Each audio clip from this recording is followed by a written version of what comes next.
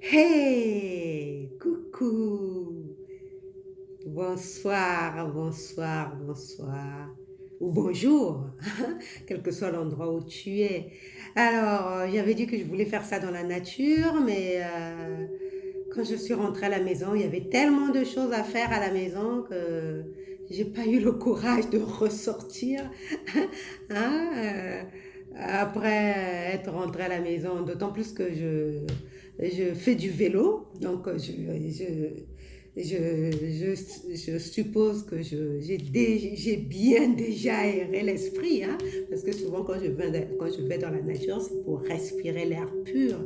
C'est vrai que à vélo dans la ville, on pourrait dire qu'il y a la pollution, mais bon, ça va, hein, ici à Toulouse, ça va quand même, hein, on sent pas trop les affres de la pollution comme c'était à Paris. À Paris, j'aurais jamais pu faire, comme je disais, je suis sujette au malaise vago. Et à Paris, je pourrais jamais faire du vélo par... On a eu combien aujourd'hui? 37 degrés, je crois. On a eu 37 degrés, mais déjà c'était très chaud, c'était très chaud.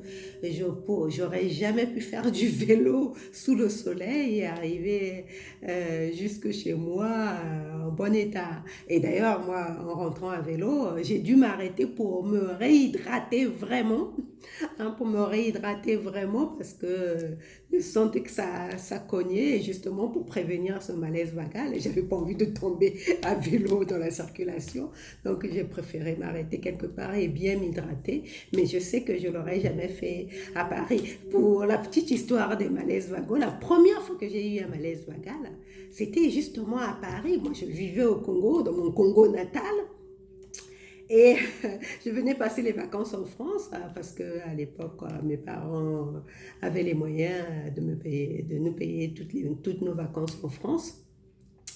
Et donc, j'arrive en vacances. Pour moi, l'été, il fait chaud, il fait beau. Donc, mais il y avait une touffeur. Ça m'a pris le cou, la gorge, le nez. Et je me souviens, j'étais au Sacré-Cœur, je crois, hein, c'est au quartier de Montmartre, là-bas, vers le marché Saint-Pierre. Voilà, je faisais des courses au marché Saint-Pierre. Et là, je suis tombée là. Je me suis assise à même le sol, alors que il y avait plein de gens qui déambulaient, mais je n'arrivais pas à respirer, je n'arrivais pas à respirer. J'ai dû m'asseoir là, et tous les personnes, Madame, ça va, mademoiselle? Enfin, à l'époque, j'étais jeune. Ça va? Je vais avoir la vingtaine par là. J'ai dit, oui, oui. Ah, c'est la pollution, hein, c'est la pollution. J'ai dit, bah oui.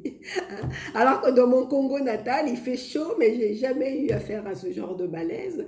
Ah, c'est là que j'ai compris que la chaleur de la pollution, hein, la chaleur en Europe avec la pollution n'était pas la même chose que la chaleur en Afrique. En Afrique, il y a de l'air, il y a des arbres, on respire. Alors qu'ici, quand il fait chaud, mais c'est une touffeur, mais surtout en région parisienne, hein. Je suis bien contente d'être en province et surtout à Toulouse, mais en région parisienne, je pense que je pourrais faire du vélo par 35-36 degrés à l'ombre. Bon, ça c'était une petite introduction sur la température. Donc, pour expliquer que j'ai dû rentrer chez moi, prendre une douche, et puis une chose en entraînant une autre. Je suis plus ressortie. D'ailleurs, j'en ai profité pour me faire les cheveux. Parce que coiffer tous les jours les cheveux crépus, c'est casse-pied. Donc, j'en ai profité pour me faire les cheveux. Comme ça, au moins, je suis tranquille pendant au moins 3-4 jours.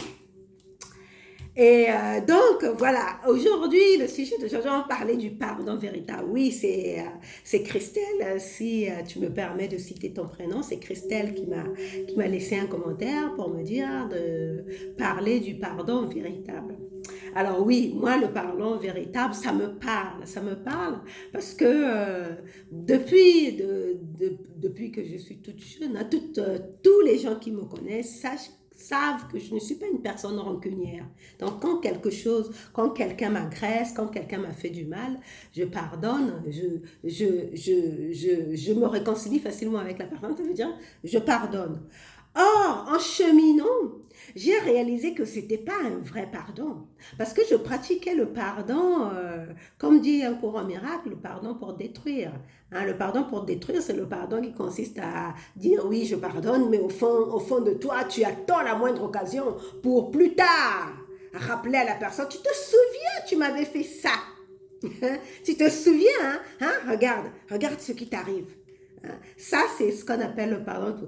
Tu dis à la personne que tu lui as pardonné, mais à la première occasion de lui rappeler sa bavure d'il y a peut-être 10 ans, 15 ans, tu dis, ah, tu vois ce que ça fait, hein? Tu vois ce que ça fait quand on te fait ça. Mais je croyais que tu avais pardonné, Ah, j'ai pardonné, c'est vrai, j'ai pardonné, mais j'ai pas oublié. Mais non, ça veut dire que tu n'as pas pardonné. Comme je disais dans un livre solo précédent, pardonner, le véritable pardon, consiste à oublier où la hache de guerre a été enterrée. Alors, avant d'aller plus loin dans ce pardon, moi j'appelle ça le pardon quantique, le pardon spirituel, le pardon pour créer, le pardon pour élever l'âme, le pardon qui t'amène à te libérer, le pardon libérateur.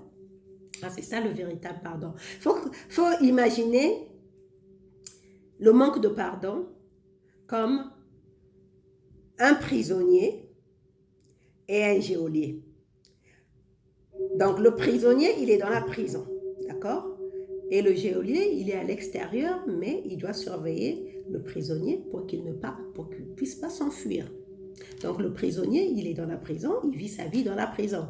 La prison peut être confortable ou désagréable, mais toujours est-il qu'il vit, surtout ici en Europe, les prisons sont vraiment des vrais endroits de repos où on peut s'instruire, se cultiver, méditer. Enfin, pour le petit séjour que j'ai fait, j'en parle dans mon livre, si ça t'intéresse, j'en parle dans mon livre en tout cas. Ce sont des vrais endroits de réflexion. Mais c'est pas comme ça dans les autres prisons qu'en Afrique. En Afrique ou en Amérique latine, enfin dans les pays où il y a la dictature, c'est pas pareil. Mais bon, peu importe. Toujours est-il que le prisonnier, quelle que soit la vie qu'il vit dans la prison, il vit sa vie de prisonnier. Le geôlier, lui aussi vit sa vie, mais sauf qu'il doit avoir l'œil sur le prisonnier afin que le prisonnier ne s'échappe pas. Alors, tu vois bien que ni le prisonnier, ni le geôlier ne sont libres. Ils ne sont pas libres. Le prisonnier, c'est vrai, lui, il a conscience qu'il a commis une faute. C'est pour cela qu'il est en prison. Donc, on appelle ça la culpabilité. Imagine que tu as volé... surtout quand on était enfant, chacun de nous a fait des larcins, a commis des larcins envers papa, maman, tonton. Imagine que tu as volé un certain montant d'argent à tes parents sans jamais leur avoir dit. Donc c'est une forme de culpabilité que tu portes. Et peut-être plus tard, tu vas en payer des conséquences, comme on parle du karma. Donc, c'est une forme de culpabilité. Mais il y en a qui n'ont jamais de culpabilité, qui vivent leur vie comme ça. Ça, c'est dans le cas, par exemple, des psychopathes, ils peuvent tuer quelqu'un de sang-froid et puis après, ils se retrouvent en prison et ils vivent leur vie. Bref, mais toujours est-il qu'ils savent pourquoi ils sont emprisonnés. Ils savent qu'ils sont emprisonnés parce qu'ils ont commis une faute. Une faute répréhensible vis-à-vis de la société. Donc, il a conscience qu'il a commis une faute. Le geôlier, lui, n'a pas commis de faute. Mais il doit quand même surveiller le prisonnier. Donc, tu vois que aussi bien la situation, à part le prisonnier qui a la culpabilité en prime, mais dans le sens de la liberté, les deux ne sont pas libres. Ils ne sont pas libres. Ça me rappelle un film western, j'ai quelque chose dans l'œil là, peut-être mon style. Ça me rappelle quand j'étais enfant, on aimait bien regarder les films western. Je me souviens plus, c'était un film avec Terence Hill, le beau, ce ce bel homme avec aux yeux bleus là. Ce bel acteur aux yeux bleus. Je ne sais plus s'il est mort, je ne sais plus s'il est déjà mort, c'était Terence Hill. Je crois que c'était avec Butz Fosser, je ne sais plus. Je ne sais plus. Toujours il avait un prisonnier et il devait lui attacher. Je crois que c'était avec Butz Fosser. Et il avait attrapé le prisonnier et il s'était menotté avec le prisonnier pour ne pas que le prisonnier puisse s'enfuir. Donc, quand le prisonnier avait envie de faire pipi ou avait un petit besoin, ben lui, il devait suivre, lui, il devait aller avec le prisonnier. Hein? Partout, quand le prisonnier disait « Ah non, j'en peux plus, j'ai soif, il faut que je m'arrête », je crois que c'était avec Butz Fosser. Il devait s'arrêter parce que, puisque le prisonnier n'arrivait plus à marcher, lui donner de l'eau à boire. Oui, je me souviens que c'était, enfin à l'époque, il y avait une prime. Il y avait une prime quand tu attrapais le prisonnier. Donc, Butz Fosser, je crois que c'était ça. Butz Fosser voulait avoir sa prime, donc il tenait à tout prix à ne pas laisser s'échapper Terence Hill. Bref, dans tous les cas, aussi bien Butz Fosser et Terence Hill, ils étaient accrochés l'un à l'autre, donc ils ne pouvaient pas s'échapper. C'est ça, hein, c'est ça le manque de pardon. Quand tu pardonnes pas à une personne, tu es comme Butz Fosser et Terence Hill avec leurs menottes. Donc, tous les deux, l'un a commis une faute. Certes, il sait pourquoi il a commis une faute, donc ils se sont coupables. Mais toi, tu n'as commis aucune faute. C'est toi tu en veux à la personne parce que tu te sens victime. Mais cette victimisation te rend aussi, t'enlève ta liberté. Hein? Le fait que tu te sentes victime parce que quelqu'un t'a agressé, ça t'enlève ta liberté. Donc, le geôlier, aussi bien que le prisonnier, sont prisonniers d'une situation qui est le manque de pardon.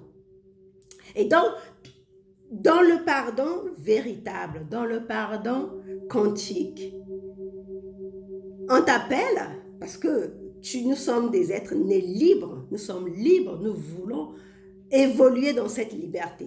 Or, quand tu as des rancunes, quand tu ne pardonnes pas, tu n'es pas libre, tu ne peux pas évoluer, tu ne peux pas t'épanouir, tu ne peux pas, ton âme n'est pas libérée.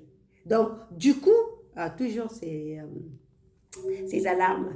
Du coup, tu ne peux absolument pas vivre la vie en toute liberté, comme tu le prévois. Et ce sont des couches qu'il y a, ce sont comme des nœuds. Voilà, dans un cours en miracle, on parle des nœuds. Ce sont des nœuds qu'il y a dans ton esprit. Or, ces nœuds-là, il faut les défaire pour pouvoir libérer ton esprit. Donc, pardonner, quand tu pardonnes, le pardon véritable n'a jamais rien à voir avec l'autre.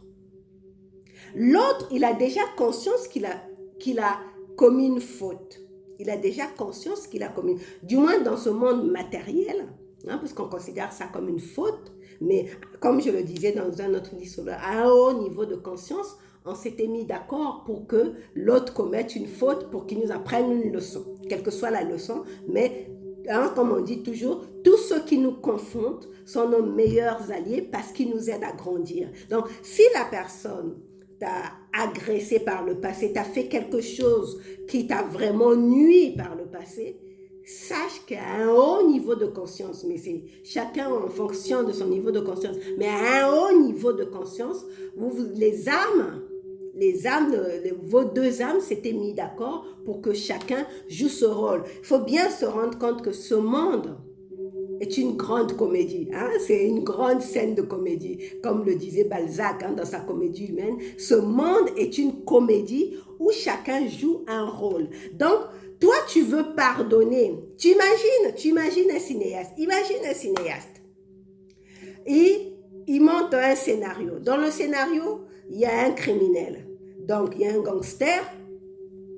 Il y a le bon, la brute et le truand. Hein?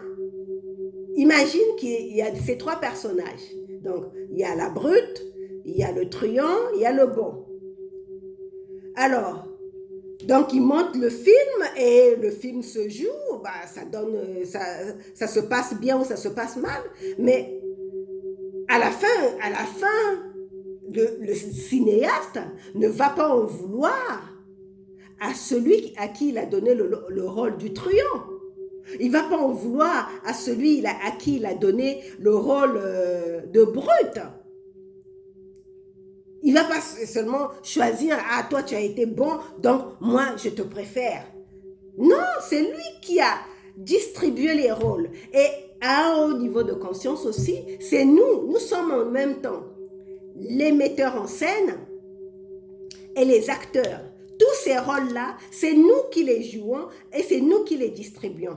Donc, nous ne pouvons pas dire que celui qui m'a blessé, celui qui m'a crevé un œil, ou celui qui a tué, comme le cas de l'histoire dramatique de cette femme qui avait perdu son enfant alors que c'était son fils unique à l'âge de 5 ans. Elle avait 40 ans, elle avait eu du mal à avoir un enfant. Et elle a finalement réussi par avoir un enfant vers l'âge de 40 ans ou 40, la quarantaine passée, on va dire ça, la quarantaine passée. Et l'enfant à 5 ans meurt, mais d'un accident bête, quoi. D'un accident bête, elle avait oublié de fermer une barrière, une rambarde des escaliers. Je pense qu'elle vivait en duplex et l'enfant a ouvert et dégringolé dans les escaliers et est mort. Et elle était vraiment, enfin, elle n'a pas pu s'en remettre. Elle n'a pas pu s'en remettre, mais beaucoup plus tard, grâce à cette douleur qu'elle a transmutée, c'est pour ça que je dis, hein, dans cette vie, nous voulons être des alchimistes si on veut accomplir la mission de notre âme. Elle a pu transmuter cette douleur de la perte d'un enfant en force qui lui a permis à 50 ans, il faut que je cherche le nom de cette femme-là, à 50 ans d'être la première femme ceinture noire, maître de taekwondo, je ne sais plus si c'était taekwondo ou judo, ceinture de gagner, d'avoir la ceinture noire dans les compétitions je pense que c'est taekwondo, je pense que c'est le taekwondo, oui, hein, à 50 ans, hein, tu vois, mais c'est cette douleur-là qu'elle a transmuté. Donc, c'est pour dire que l'enfant était venu jouer ce rôle-là dans sa vie. Donc, elle ne pouvait pas en vouloir à une force extérieure ou je ne sais pas qui, pour ceux qui parlent du diable ou je ne sais pas qui. Elle ne pouvait pas en vouloir. Et même parfois, on en veut à la personne qui meurt. Elle ne pouvait pas en vouloir aussi à l'enfant. Parce que l'enfant était venu dans ce monde-là pour jouer ce rôle qui va le pousser à mourir afin d'aider l'âme de sa mère à évoluer pour montrer ce que c'est que la résilience, pour apprendre une leçon, voilà, pour apprendre une leçon de résilience. Donc, toutes les personnes, c'est pour cela que nous voulons, le pardon véritable consiste à reconnaître qu'une personne qui nous a fait du mal, le pardon que je vais lui accorder n'a rien à voir avec ce qu'elle m'a fait, bien au contraire. Moi, je dois la remercier, mais je ne vais pas aller la voir pour lui dire merci de m'avoir volé toutes mes économies. Moi, je ne vais pas aller voir mon ex-fiancé dont je parlais hier, là, hein, il y a longtemps, qui était plus jeune que moi à l'époque, de m'avoir pris toutes mes économies. Hein, je ne vais pas aller le remercier d'avoir fait ça. Non, je lui ai pardonné, certes, je lui ai pardonné, mais aujourd'hui, je remercie cette personne de m'avoir permis d'apprendre une leçon sur mon rapport avec l'argent, sur ma façon de concevoir la place de l'argent dans mes relations. C'est dans ce sens-là que je vais remercier cette personne-là et lui pardonner aussi parce qu'elle m'a appris une leçon une leçon de prudence, voilà, une leçon de prudence dans à qui je fais confiance, hein, quand je veux confier mon argent. Parce que c'était tout simplement de l'escroquerie. Mais peu importe, je lui ai pardonné. Je lui ai pardonné, mais le pardon que je lui ai accordé n'a rien à voir avec lui. Lui, il vit sa vie, il a son karma, il va lui arriver ce qui va lui arriver. Ça le concerne lui. Mais moi, je le remercie de m'avoir appris cette leçon de prudence. C'est dans ce sens-là que je le libère. Je le libère de cette culpabilité qu'il peut avoir vis-à-vis de moi parce qu'il m'a escroqué de toutes mes économies. Non, en pardonnant, hein, quand tu pardonnes à une personne, hein, en reprenant encore la métaphore du geôlier ou du prisonnier, c'est que tu enlèves la menotte. Si on reprend le film de Bud Spencer et de Terence Hill, bah, il enlève la menotte. D'ailleurs, dans le film, il finit par enlever les menottes et le laisser libre. Et laisser chacun, et je pense même qu'ils deviennent des amis parce que ces deux-là aimaient bien jouer des films ensemble. Dans le film, d'ailleurs, il finit par enlever les menottes et le laisser libre et chacun a commencé à vivre sa vie, enfin, mener le film. Je ne sais plus comment ça se termine, mais bon, je me souviens qu'il avait fini par lui enlever les menottes sans avoir touché sa prime. C'était un chasseur de primes, oui, sans avoir touché sa prime. Mais tu vois, c'est ça le pardon. Le pardon consiste à libérer l'autre de sa culpabilité. Le véritable pardon, c'est ça.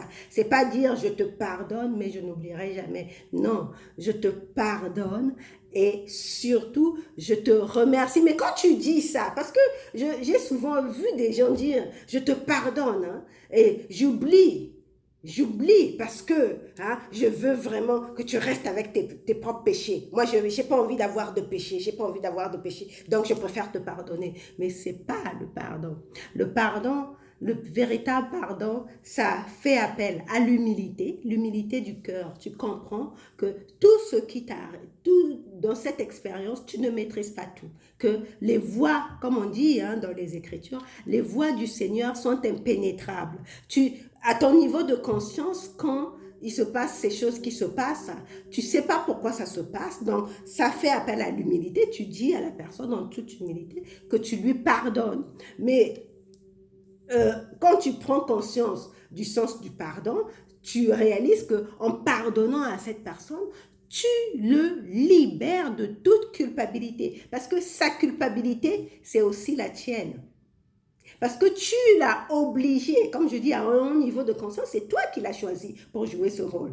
Donc, sa culpabilité, c'est aussi la tienne parce que quelque part, ton âme, si ton âme ne pardonne pas, se culpabilise d'avoir fait jouer ce rôle à cette âme-là et qui se retrouve parce qu'il y en a qui portent une forte culpabilité qui n'arrivent pas à se pardonner. Donc, toi, en allant lui dire, écoute, je te pardonne, c'est le cas.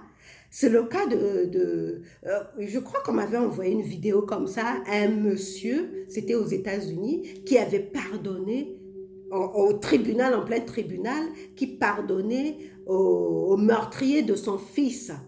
Et ils étaient dans les bras l'un de l'autre en train de pleurer. C'est ça, parce que la personne qui te nuit, la personne, par exemple dans le cas de ce monsieur, cette personne qui a tué son fils, il est malheureux. Il souffre dans son âme. Et donc ce vieux monsieur-là, quand il lui pardonne, il le libère de cette souffrance-là. Parce que s'il ne lui avait pas pardonné, la souffrance de ce criminel-là, de ce meurtrier, c'est aussi sa souffrance à lui. Parce qu'il voit que, surtout quand on a conscience des lois de la vie, tu reconnais, moi aujourd'hui, je ne peux pas ne pas pardonner à une personne parce que je reconnais le rôle que j'ai fait jouer à cette âme. Donc, si je refuse de lui pardonner et qu'il se sent coupable, mais moi aussi, je vais porter la culpabilité avec lui. C'est pour cela que dans Ho'oponopono, on parle. Il y a ces 4 mots magiques. Désolé, pardon, merci, je t'aime. Désolé, désolé, pourquoi? Parce que je ne savais pas, parce que la douleur, là, c'est une mémoire. Je ne savais pas que j'avais cette mémoire en moi. Désolé. Tu dis littéralement désolé à la personne qui t'a nui. Parce que cette personne te révèle que tu avais une mémoire de criminel, de blessure, de vouloir nuire à l'autre. Donc tu dis désolé. Pardon, justement, je te pardonne parce que je veux que tu te libères. Je veux que tu te libères parce que si je ne te pardonne pas, tu es prisonnier, on est menottés tous les deux. Donc, pardon, je te pardonne, pardon. Merci, merci qu'à un haut niveau de conscience, que tu aies accepté de jouer ce rôle de mémoire destructeur pour moi. Merci, merci. Et enfin, je t'aime. Je t'aime parce que tu es une âme comme moi, tu es une partie de moi, tu es semblable à moi parce qu'on est unis. Hein, sur le plan cosmique, il n'y a pas de séparation, on forme un tout. Donc, tu ne peux aimer que l'autre. Aimer l'autre, c'est aimer toi-même. Donc, je t'aime. Donc, c'est dans ce sens-là. C'est ça le pardon véritable. Le pardon véritable fait appel à la responsabilité intégrale. Ça fait appel à la loi de la responsabilité. C'est-à-dire que quel que soit ce qui t'arrive, quel que soit ce que Pierre, Paul, Jacques te fait subir comme douleur, comme souffrance, tu en es responsable à 100%. Pourquoi? Parce qu'à un haut niveau de conscience, c'est toi qui as voulu cette expérience. Je suivais une conférence de Grégory Mutombo, je ne sais pas si tu connais Grégory Mutombo, qui racontait l'histoire d'une femme violée. Alors ça, c'est moi, j'ai jamais regardé, là, j'ai pas suivi, je connais pas cette histoire-là sur les conférences sur le sens de la vie, à l'école de la vie, parce que Grégory Mutombo, il intervient dans l'école de la vie. Pardon, il racontait l'histoire de cette femme qui a été violée, je ne sais pas si elle était violée, et son violeur, qui se sont pardonnés mutuellement, donc qui ont élevé leur âme, et qui font des conférences ensemble. Tu peux imaginer ça? Tu peux imaginer le degré de grandeur d'âme, de résilience qu'ils ont atteint, le niveau de conscience qu'ils ont atteint, ces deux âmes-là, surtout la femme qui a été la victime. Donc, la victime et son bourreau, aujourd'hui, ont élevé leur conscience, se sont pardonnés et sont unis et aujourd'hui vont donner le message de pardon aux autres. C'est ça le véritable pardon, parce qu'on prend conscience qu'on est responsable à 100% de ce qui nous arrive. Mais ça ne veut pas dire qu'on l'a fait exprès. Quand je dis qu'on est responsable à 100%, ça ne veut pas dire se flageller. Et ça, encore une fois, ça c'est un malentendu qu'il y a souvent quand on parle de cette loi de responsabilité. Parce que les gens ne comprennent pas. Responsable ne veut pas dire coupable. Non.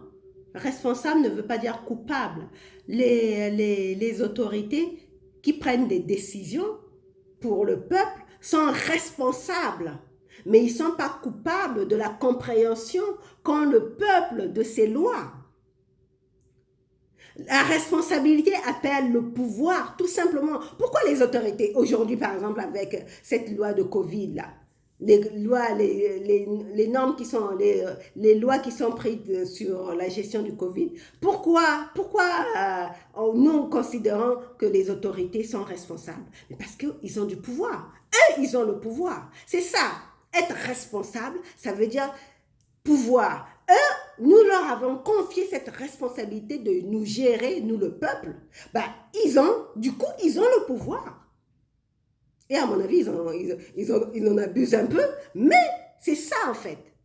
Responsabilité rime avec pouvoir, même si sur le plan sonore, phonétique, ça ne rime pas, mais sur le plan métaphysique, la responsabilité et pouvoir sont synonymes. Quand tu es responsable, ça veut dire que tu as du pouvoir de transformer, de changer les choses. C'est ça. C'est toi qui as le pouvoir. Remarque que quand tu en veux à quelqu'un, quand tu ne pardonnes pas, tu souffres. Mais quand tu décides que ce qui s'est passé, tu en es responsable. Donc, si tu en es responsable, ça veut dire que tu as le pouvoir de changer ça. Et si tu as le pouvoir de changer ça, bah, tu peux choisir de te sentir bien vis-à-vis de ça. Et quelqu'un, moi je dis toujours aux personnes, hein, je dis toujours aux personnes, quand quelqu'un est méchant avec toi, quand quelqu'un est méchant avec toi, pense tout de suite à sa souffrance, pense tout de suite qu'il souffre. C'est parce qu'il souffre qu'il est méchant. Ça ne veut pas dire qu'il faut tout pardonner, il faut tout pardonner. Mais pardonner encore une fois, ça ne veut pas dire laisser faire. Voilà. Hein? Pardonner ne veut pas dire te laisser abuser. Ça aussi, ça c'est un malentendu qu'il faut lever. Pardonner ne veut pas dire aussi se laisser abuser comme avec le lâcher prise. Non. Pardonner, c'est tout simplement constater qu'il y a une situation qui s'est produite. Maintenant, qu'est-ce que je fais de cette situation? Est-ce que j'emprisonne l'autre dans sa culpabilité de m'avoir fait mal ou bien je le libère? C'est ça, pardonner, mais ça ne veut pas dire que parce qu'il faut tout pardonner, ça veut dire, ça c'est ce que je vois souvent dans les relations amoureuses. Ah oui, mais faut lui pardonner, mais hein, il a commis une faute, pardonne-lui. Mais le problème, c'est qu'il le fait souvent. Ah, mais tu es chrétienne, il faut... Non, c'est pas ça le pardonnant. Pardonner ne veut pas dire accepter l'abus. Ton mari, tu es pour la fidélité. Tu es pour la fidélité dans le couple. Ton mari te trompe. Et pire, surtout chez nous en Afrique, il te trompe ouvertement. Ne va pas sous prétexte de pardon dire « Ah, je lui ai pardonné, je reste avec lui, c'est mon mari, je lui pardonne. » Non, non, non, non. Tu m'as trompé, d'accord, tu sais que notre contrat, c'était un contrat sur la fidélité, d'accord, tu as choisi de violer ce contrat, tu sais quelles sont les conséquences, ben, en tout cas, en ce qui me concerne, la fidélité, pour moi, ça veut dire que ça ne peut pas fonctionner. Hein. Je te pardonne parce que tu as eu un moment de faiblesse et tu as choisi, dans ce moment de faiblesse, tu as choisi de mettre en péril notre relation. Bah, c'est ton choix, tu es un être responsable, tu as choisi de mettre en péril notre responsable. Bah, je te laisse vivre ta vie avec le choix que tu as fait. Je te pardonne, je ne t'en veux pas d'avoir mis en péril, à cause de ça, d'avoir causé notre rupture, mais je ne veux pas vivre avec un homme infidèle. Donc, ne te sens pas coupable de m'avoir trompé, je te libère, tu peux vivre ta vie. Je ne t'en voudrais pas d'avoir mis fin à notre relation, vis ta vie, mais sans rancune. Mais pour moi, dans ma conception de la relation, il n'y a pas de fidélité, il n'y a pas d'infidélité. Donc, je te libère, va vivre ta vie et moi, je vis ma vie de mon côté. C'est ça. Il faut savoir vraiment ce qu'on veut. Hein, ne jamais confondre pardon avec le pardon véritable, avec le laisser-faire. C'est pas ça le pardon. Le pardon, c'est savoir qui l'on est, être clair avec ce qu'on est.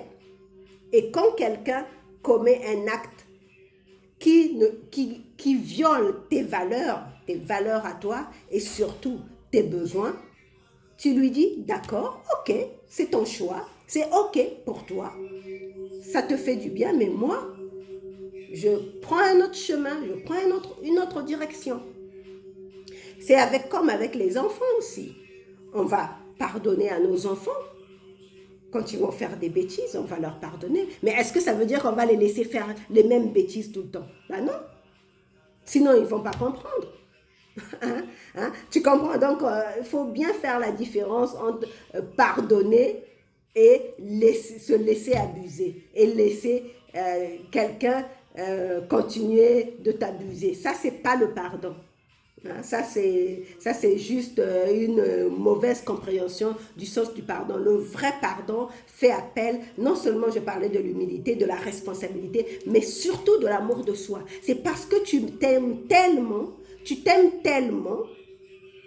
que une situation s'est posée, tu dis voilà, oh, il y a telle situation, je comprends que ça se soit passé comme ça. Bon, la conséquence de cette situation, c'est que surtout, vous prenez le cas du couple, la conséquence de l'infidélité dans le couple, la conséquence de cette situation, bah, c'est quand l'on se sépare, mais ça ne veut pas dire que je t'en veux. Je te pardonne. Je te pardonne. Tu peux être certain que je ne t'en veux pas. Je te pardonne. Mais sauf qu'en fonction de mes valeurs, je ne peux pas rester avec un homme qui me trompe.